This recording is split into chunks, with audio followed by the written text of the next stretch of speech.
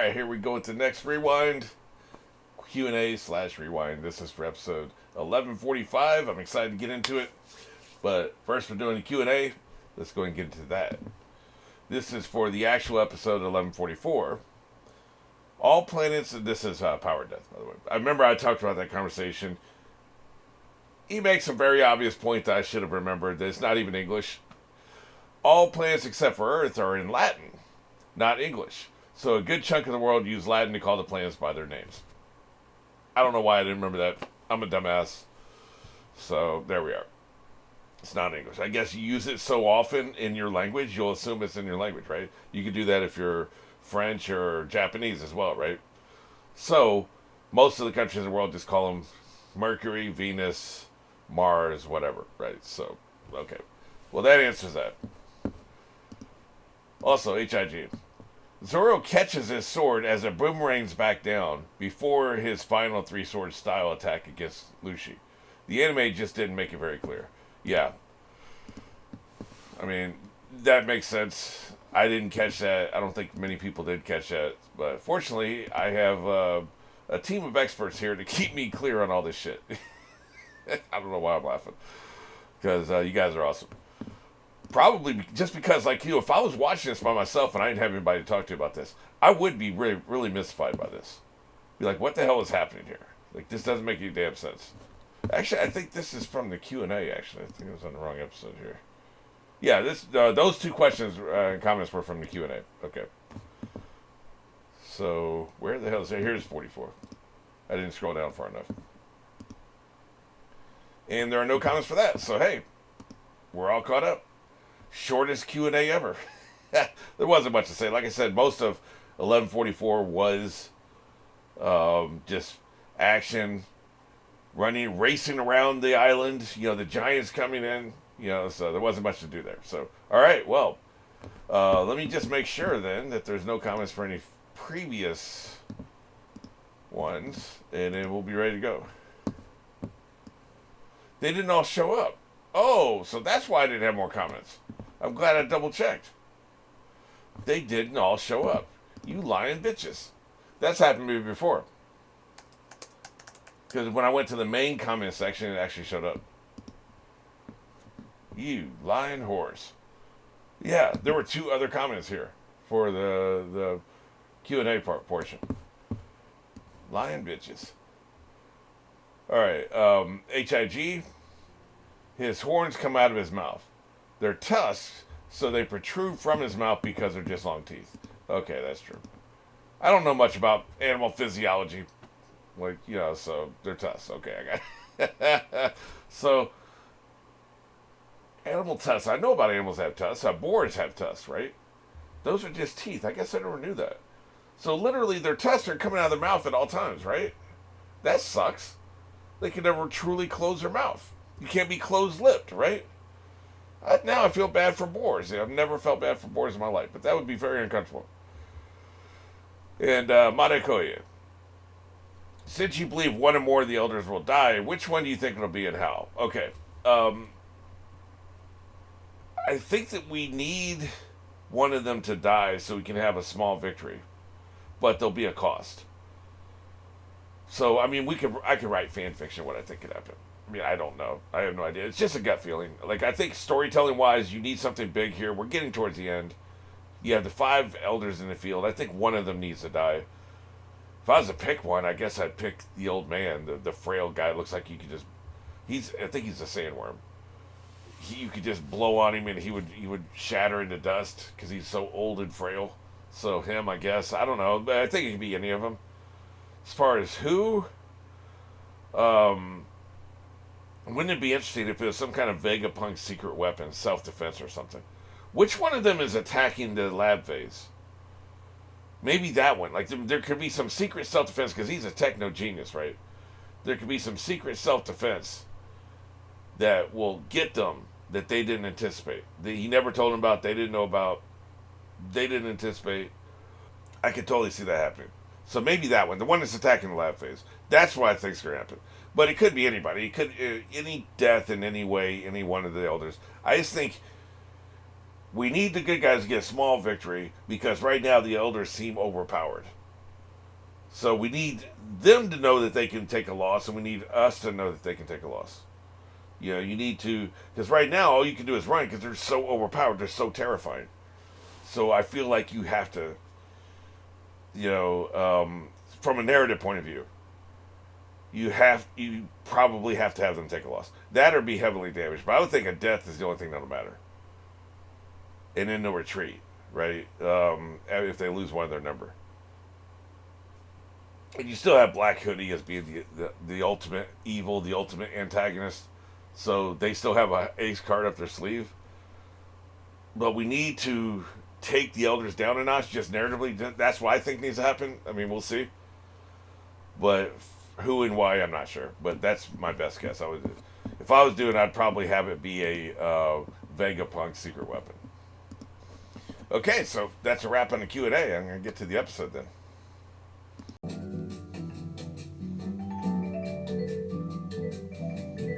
Alright, here we go with Rewind. And first thing we're doing, of course, is the title. Friends Fight Together. Luffy and the Warriors of Elbath. Hey. Pretty much non-spoiler, I would think.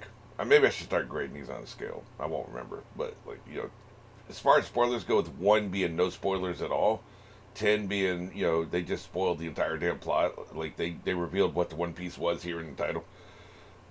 This is a 2. Like, they're not spoiled anything. So, like, we already knew all this. So, that's pretty good. GMBC's Bird Boy. He's like, what incredible hockey. We need to get our asses out of here. Yeah, fair enough. He's one of the more practical people here. He's the oldest member besides Brooke, right? He's like the grandpa. He's probably like 50, maybe. It could be Fishman years or something like that. Like he reads as he's like 45, 50. I think Frankie and Robin are in their 30s, right? Like early 30s, I would say. Maybe late 20s. Probably early 30s. He's like he reads like he's in his 40s. And then Brooke, of course, is 80, but, he was only 40 when he died. So he had no social interactions for 40 years other than getting his soul snatched. So anyway, I think he's one of the more practical people just simply because he's older. And with experience comes practicality in most cases. You have old dumbasses as well, but typically with age and experience comes, a little bit more practicality. Here's something I noticed in this episode. I didn't get a chance to talk about in the reaction. I have a little bit of contempt for the elders. I mean, look, they're very powerful. They're very colorful. I know how powerful they are, and I love how colorful they are. I love the character designs. I make fun. Like, the sandworm, that's one that just doesn't work for me. The mouth. A human mouth on a sandworm doesn't work. It should look like a creature mouth. That just doesn't work. But typically, though, for the rest of them, the character designs are fantastic.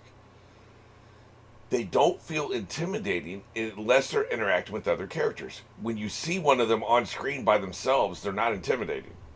When you see them on screen with another person, and then that person interacts with them and relates to them and reacts to them, then I feel the full weight of their intimidation. It's so interesting. Like, I don't know that I've ever seen another character like this. And I don't know why. Maybe it's because we saw them in human forms for so long. For so long, they've been a part of the fabric. Episode 151, I think, is when they were first introduced. For so long, we saw them. So, I don't know. I mean, I just think that when this scene where I have no respect for Bird Boy, but when he was in this scene with Lucy, I did. Like, it's super intimidating. Like, you could feel the fear just coming out of the pores, and he wants to be a good boy, right? And he wants to report everything, and he wants to not be smashed like the insect he is, right? That's when he's interacting with other characters I feel the full weight of the intimidation. Let me know if that's your experience. Like, I don't know. Like, I'm sure everybody has a different experience. Seeing it on the pages of a manga first and then seeing the anime may be a very different experience for you. My first experience is animation. It did occur to me this week, though, I just want to start reading the manga. Read ahead, because I'm becoming impatient with the 7-day wait in between episodes. But, on the other hand, I'm so busy, those days are flying by. So I don't really feel the weight. I'm not like sitting here. Oftentimes I don't remember even download the episode. Like last night, today as I record this is like 4 o'clock on Monday, right? Typically I've been recording Tuesday or Wednesday. I don't even remember to download it until Monday or Tuesday. I finally remembered to download it yesterday, Sunday night, the same day it came out, because I was kind of excited. But I have to admit, like the 7 days are going by really fast because I'm so goddamn busy. I'm just constantly working. Boom, boom, boom, boom. Just steady working, right? So it's not that bad. And I don't want to ruin the experience. I actually think reading the manga would ruin the experience. I want to experience this as God intended as an anime. That's what I want to do. Because the color, I talked about the color. The color and the music and the sound design and the character dial, the voices, the voice acting, are such an integral part of the experience.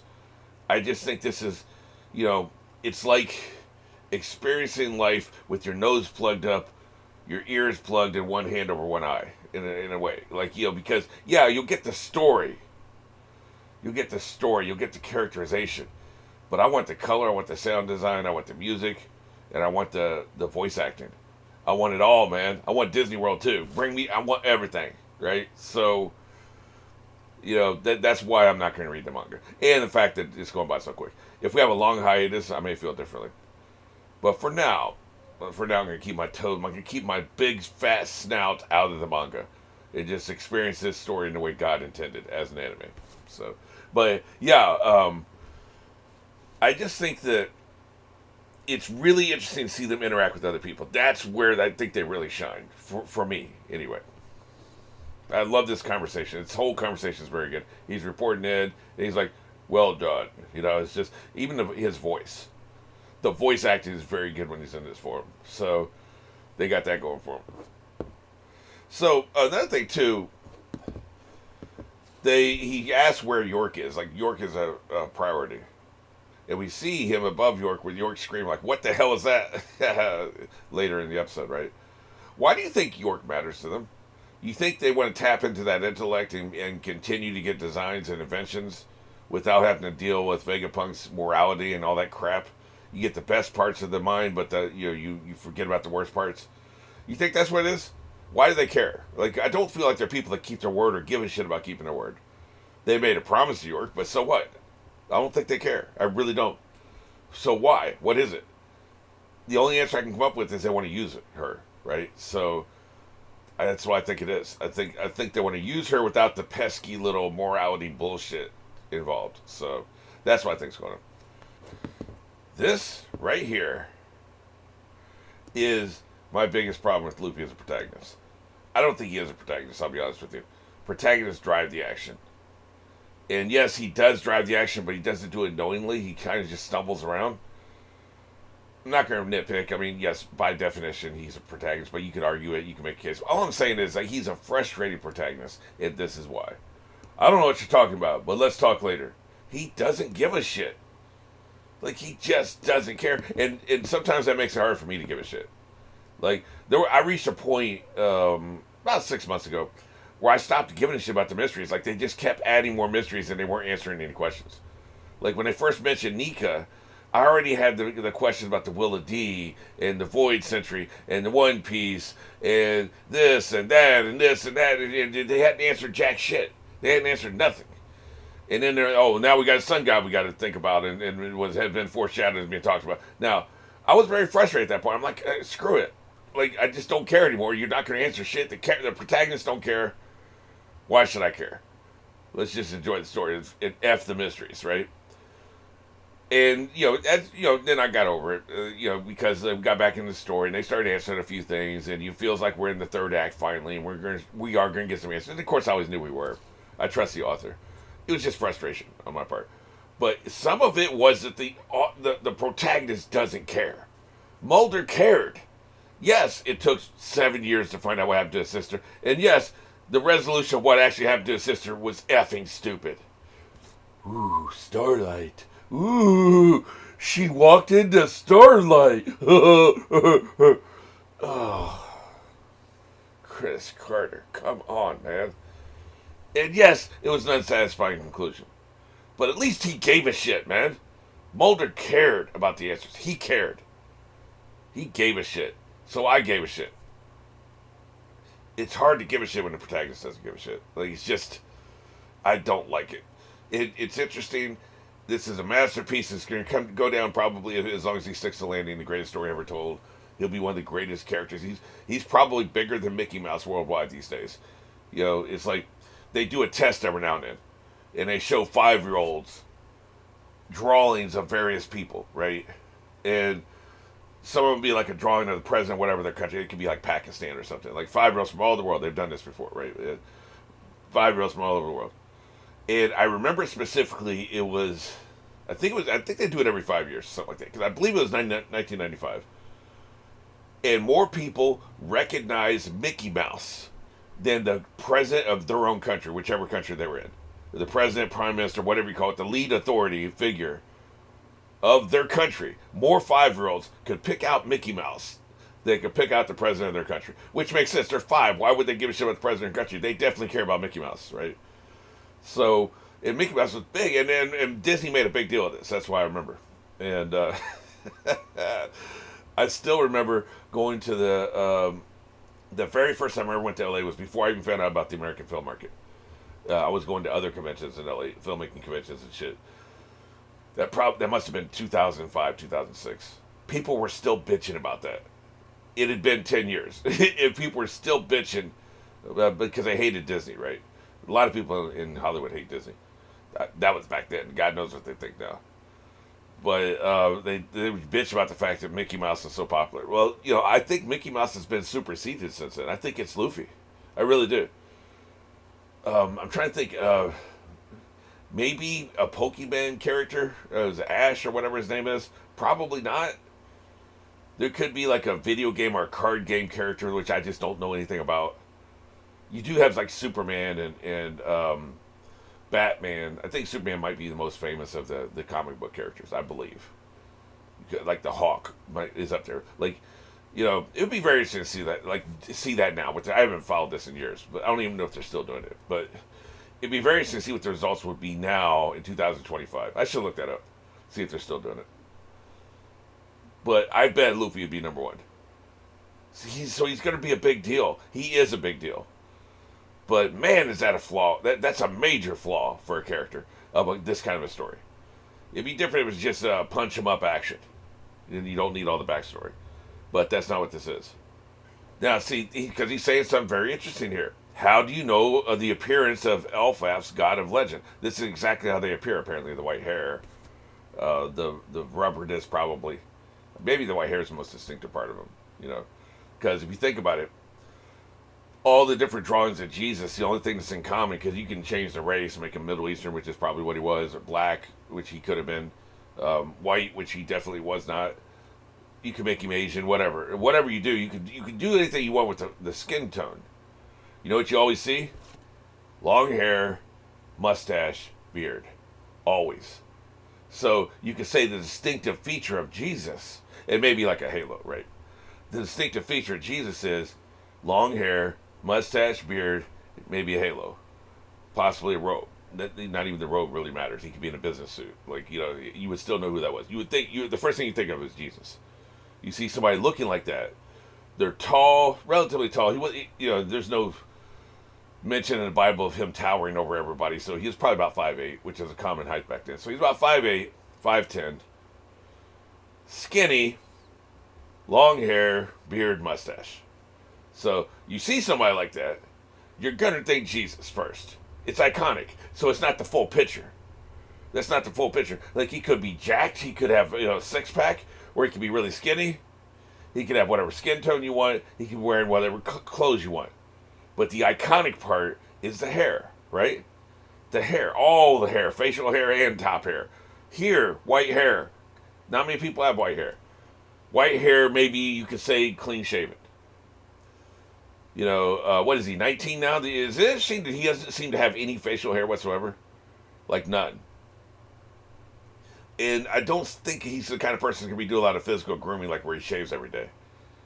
Dude just doesn't have any facial hair. But that's interesting. I hadn't really ever thought about that. But, maybe it'd be too much on the nose if you gave him the Jesus mustache and beard, right? Because clearly he is a Jesus stand-in in a way, right? But, yeah, it must be the white head of hair. Shaggy white hair. Maybe skinny. Like, we've seen a couple images far away. We've not seen anything up close. Sunny, silly. Those are like attributes, physical attributes. If you're just looking at appearance, the only thing that really changed was his hair. So so there's that, right?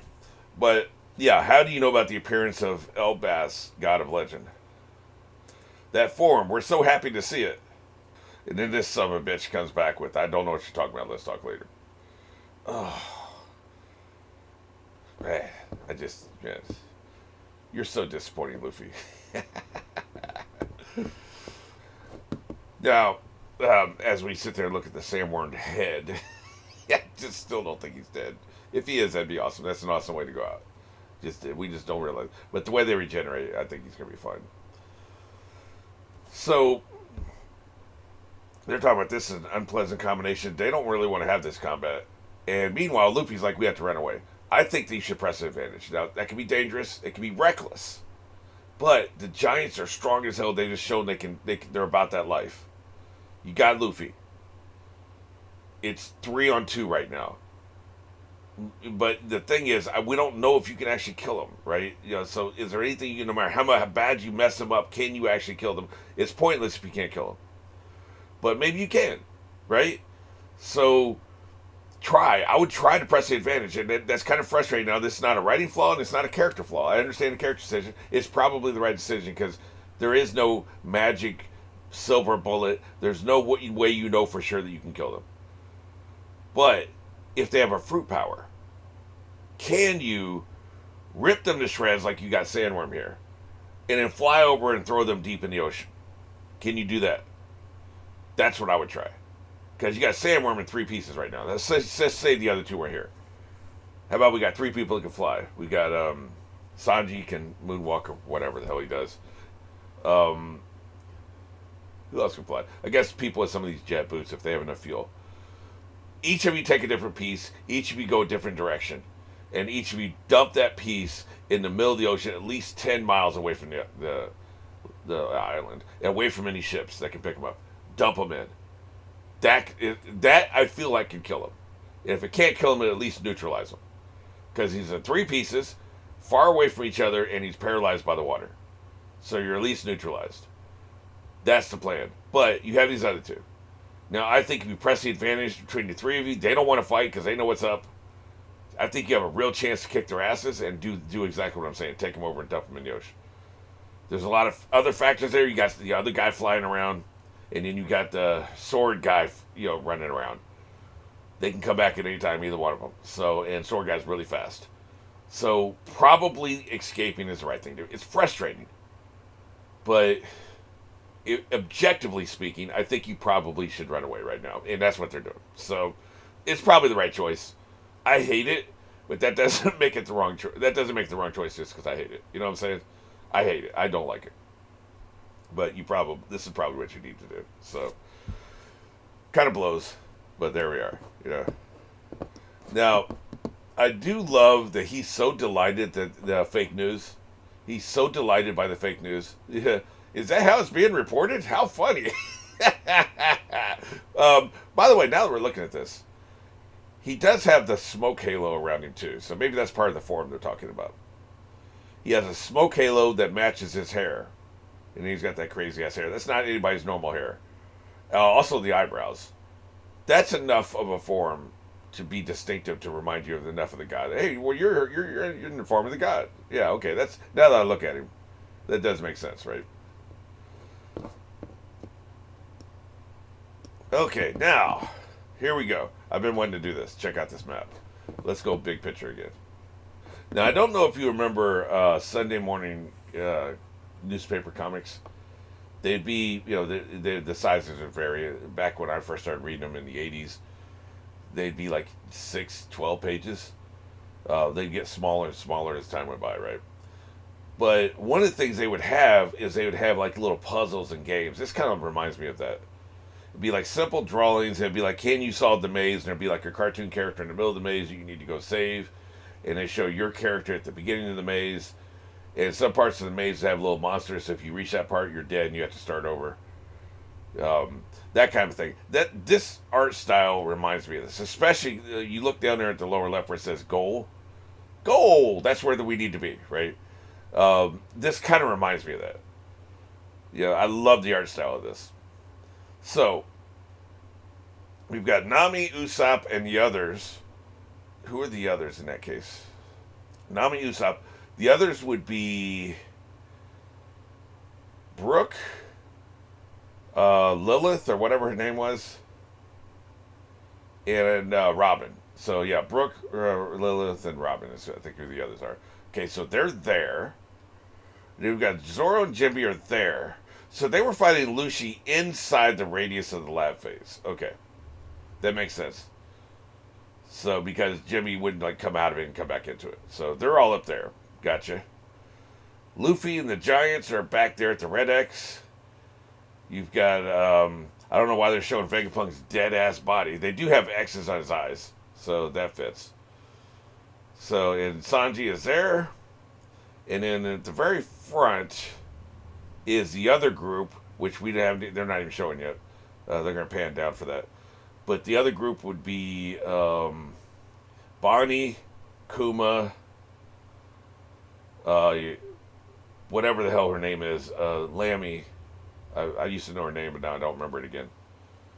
And then somebody else. We have a couple Straw Hats there, but I don't remember who they are. So let's pan down. Oh, it just says Bonnie and the others. But they're showing Frankie's face. So Frankie must be the Straw Hat that's there. I always forget him. I don't know why. It's kind of mean. But yeah, I really like this. This really sets everything up very well. We kind of had this picture in our heads, but I'd kind of forgotten where Zoro and Jimby were in relation to everybody else. Everybody else makes sense because they left at different time periods. Like, Bonnie and them left first, and then, of course, Sanji leaves later. And then you got Luffy back there at the back. So, yeah, I like it. This is really good. I like their signal. And then I like that, that inspires the elders to use their own signal. Here's a small moment I really like. We should escape with them, and they're standing here right over the ship with these two Navy guys. Like, literally, you are 3 seconds from death. You're about to die. They are staying over. There's nothing you can do to stop them. You're sitting there on a deck. You're about to die. There's nothing you can do. And then they're like, even if we raid naval warships, there's no treasure on them anyway. And they're like, okay, let's leave. And then these guys are sitting there looking up at him like, well, I guess I shit myself for nothing. By the way, when I first saw this, the shadow cut off his arm, so I thought he only had one arm. I thought his arm had been cut off. It's only seeing it paused here that I can see the details. That's just his shadow. So, no, he didn't get his arm cut off. But that's what it looked like, watching in real time. Is that a signal to escape? Yeah, what the hell do you think?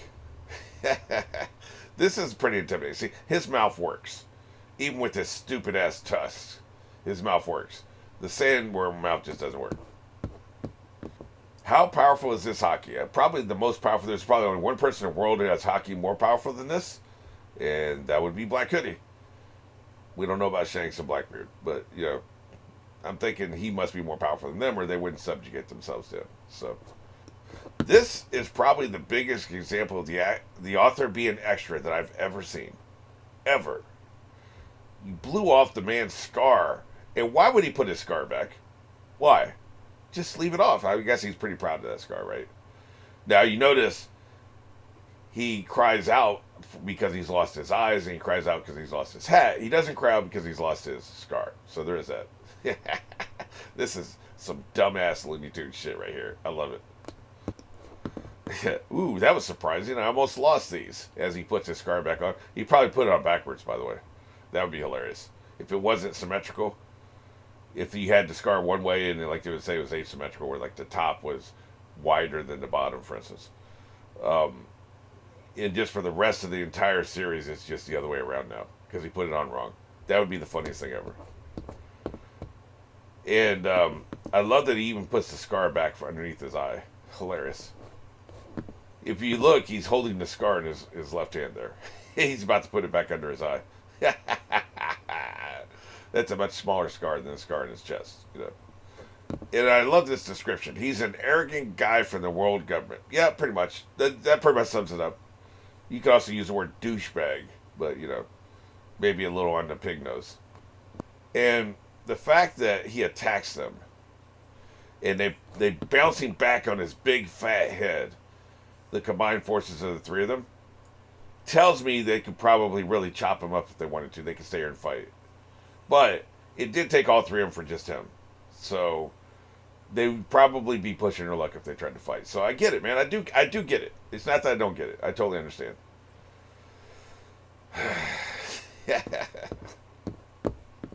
This sequence here, just awesome. This shows, man, he doesn't even know what the hell he's doing. Nobody's telling him how to do this shit. He's just figured it out. It's what I do, baby. It's kind of like, you know, if you're really strong. I'm pretty strong. And I carry my work partner does freelance gigs, and a lot of times he uses stilts. And so we may park somewhere, and it may be a 200-foot walk or a 200-yard walk to where he has to actually work. So I carry the stilts for him over to that location. And I used to carry them like this. You know, they're stilts, right? So they're probably about 5 feet tall. They're made out of metal. They probably weigh about 40 pounds each, maybe 20 pounds on those. It's a noticeable amount of weight, whatever it is. So I used to carry them like this, you know, upright, with them basically, you know, the way if you set them down and step into them like that. So I carry them upright like this in front of me, and my arms would get tired really fast. And within 100 feet, I'd be struggling and have to stop and rest. And then the workout partner told me, he said, "Look, man, you carry them parallel to the ground by the middle section." And so basically, I hang them down, and I'm holding them by the middle, and I can carry them that way for a mile with no problem. Carrying them this way, out in front of me, upright, I would have to stop every 100 feet because they'd wear me out. Carrying them hanging down, just let my arms hang, and they are parallel to the ground. Same amount of weight, same one hand per stilt. I can carry them 10 times further by letting them hang rather than doing this. So, same strength, same weight of stilts, different technique, right? But I had to be told that by somebody who had been carrying, these are his stilts. He'd been carrying them for years, right? He figured out the best way to carry them. I had to be told that. Until I was told that, I was just, you know, I had my abilities, but I wasn't maximizing my abilities. So, he hasn't been taught this, but he is still starting to learn how to maximize his abilities.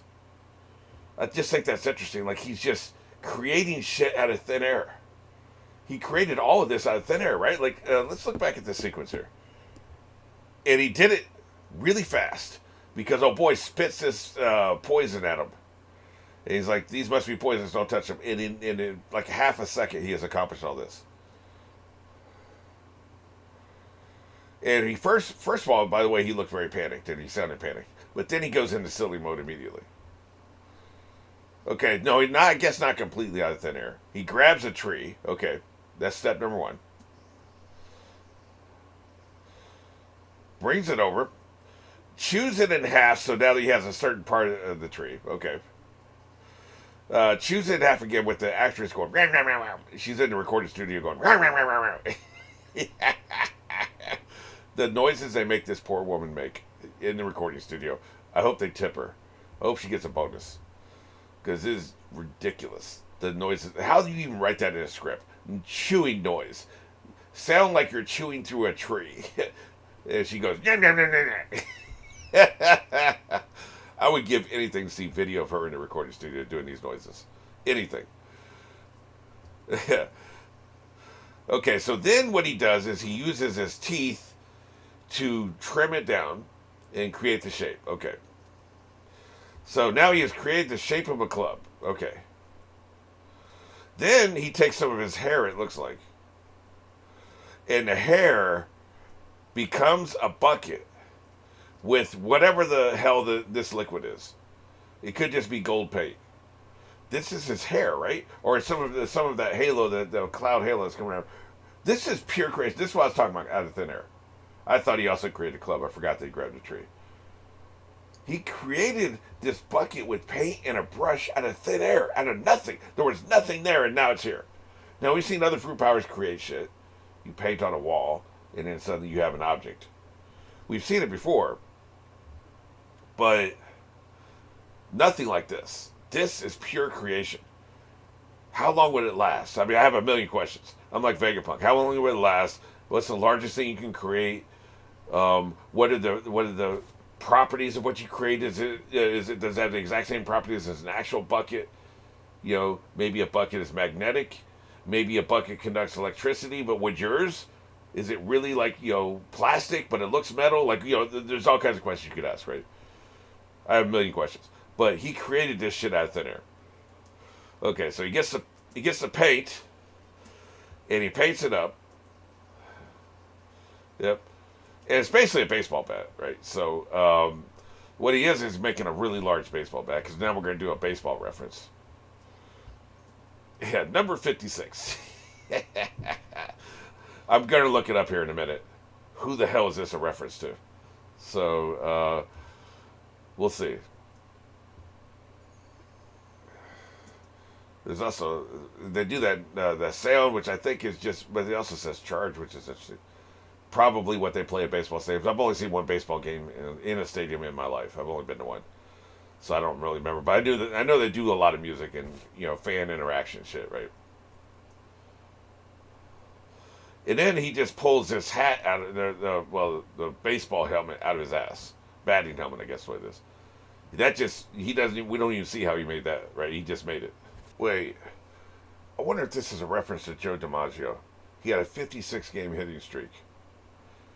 Because the number 56, nothing's really coming up. There's different baseball, like, Bhutan was in the Yankees in the 60s. I mean, I've never heard of him. I'm not a baseball fan, but I've heard of quite a few baseball players. I haven't heard of him. I bet that is a reference to Joe DiMaggio, 56 game hitting streak. That could be a coincidence. There could be a player. It could be a Japanese player, number 56. But I'm thinking that's a very subtle reference to Joe DiMaggio.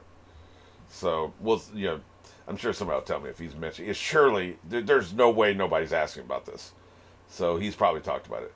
But that's my guess. This reminds me when he did his boxing homage with the afro. Loopy with the afro. Come on, man. Ridiculous. Yep. I think that's a home run. Look at the look on his face, by the way. Very happy. I just hit 12 home runs in once. He thinks they're poison, but they exploded. So not poison, explosive. Same difference. Just as deadly, right? By the way, now that they're barbecued, this would be a great time to pick them up and go throw them in the ocean. Just saying. This is interesting. I've never heard of that kind of ability or of a race that has it. I think I just read this in the moment as I've never heard of a race that has that ability.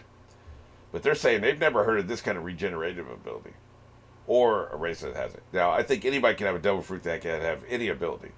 So it doesn't surprise me that there could be a Wolverine ability where you can just regenerate like crazy. But a race that has, I don't think this has to do with race. I think it's about magic powers. So it's an unholy contract. And maybe it's the union of 5 people with a boss above them.